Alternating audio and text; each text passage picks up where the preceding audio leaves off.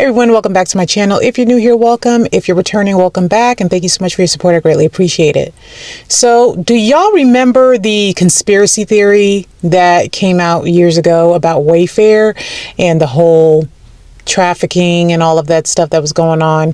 I vaguely remember, but I do remember when all of a sudden, like when it came out, all of a sudden the website shut down, and when it came back up, the prices of the items that were on it were changed. So there used to be these ridiculous astronomical prices on certain items, and then when it came back up, it was changed to just regular prices. But and I knew it had something to do with children and stuff like that, but I didn't know what it was about, and then it just went away. This is how I know that when it comes to the Epstein files, if they didn't want us to know about it, they wouldn't put it out. They would be able to just make it all go away. They would make it all disappear. But for some reason, they've got it out. They've got it out because a lot of people demanded it, and people want to know so that they can go ahead and do their, pressing charges and all of that stuff. However, why is it that they are okay with letting it out? There's a deeper agenda here. I think the files are a distraction to something that's bigger, that's coming. I think they need outrage. They need fear. They need a specific outcome to be able to control us in a certain way. But the reason I'm talking about Wayfair is because it was brought up in the Epstein files. So take a look at these videos I'm about to show y'all. For years, Wayfair was selling furniture with the same name as missing girls. For example, in 2019, a 17-year-old girl from Ohio named Samaya went missing. Then, a few days later, Wayfair listed a Samaya 5 shelf storage cabinet for almost $13,000. In 2020, a 16-year-old girl from Connecticut named Yuritsa went missing. And a few days later, the Yuritsa storage cabinet went up for sale on Wayfair for just under $14,000. May 2020, from Kansas City, a 14-year-old girl named Annabelle goes missing. Same storage unit, sold on Wayfair, Annabelle, with the same selling for just under $11,000. January 2020, Kyla Coleman, 16 years old, from Cleveland, goes missing. You can already guess, Wayfair, same name, this one discounted for $12,000. Everyone always called this a conspiracy theory until now, when a receipt from Wayfair was found in the Epstein files. Look, we know that Jeffrey Epstein's network has a history with missing girls.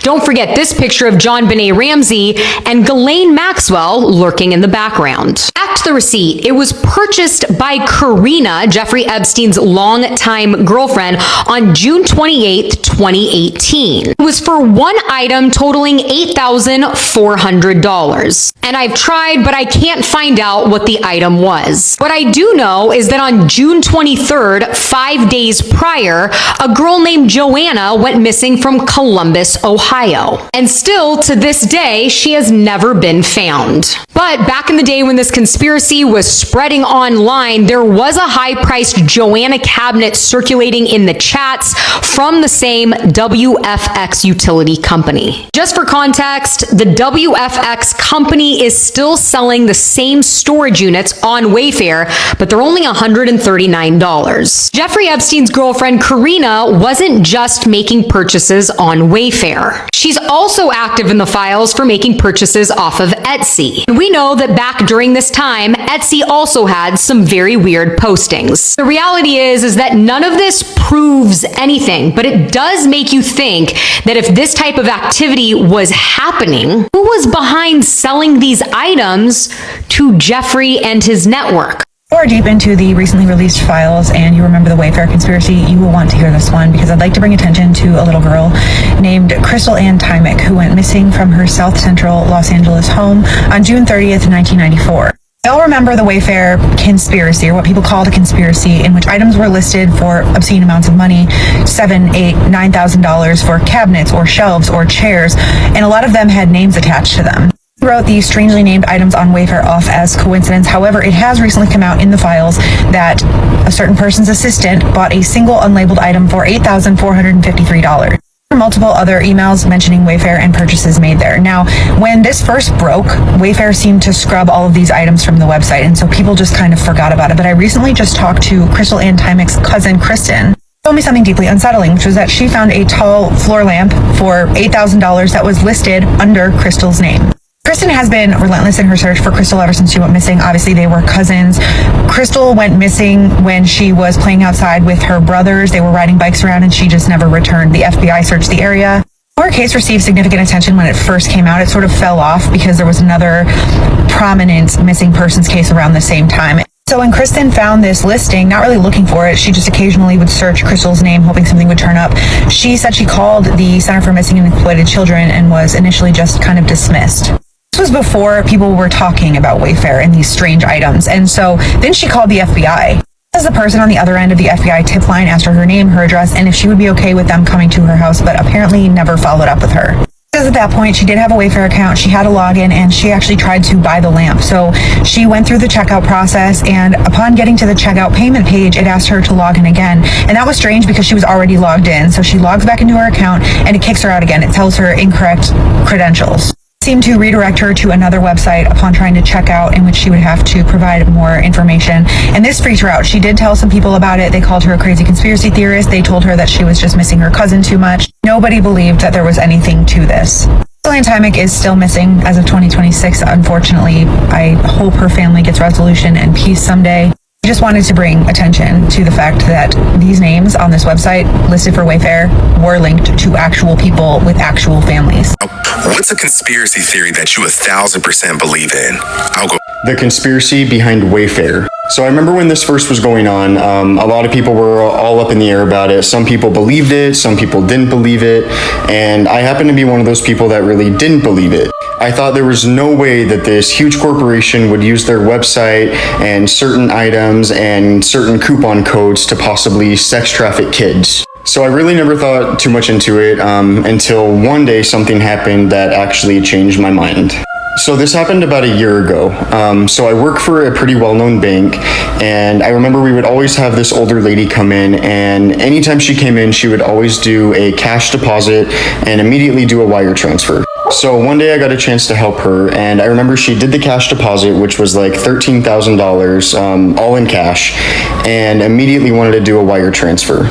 So when I started to help her, I remember the account number was written down on like a small piece of paper and the amount. So she was sending about 12,900 and like whatever cents to this account number. So I got to the part where I needed to type in who it was going to, and she told me it was going to Wayfair. And at first I really didn't think too much into it because she did have a business account, and I figured, well, maybe she's buying new furniture for her office or whatever. So after we were done, I started to go through her previous wire transactions just to see where all these other wires were going that she did prior.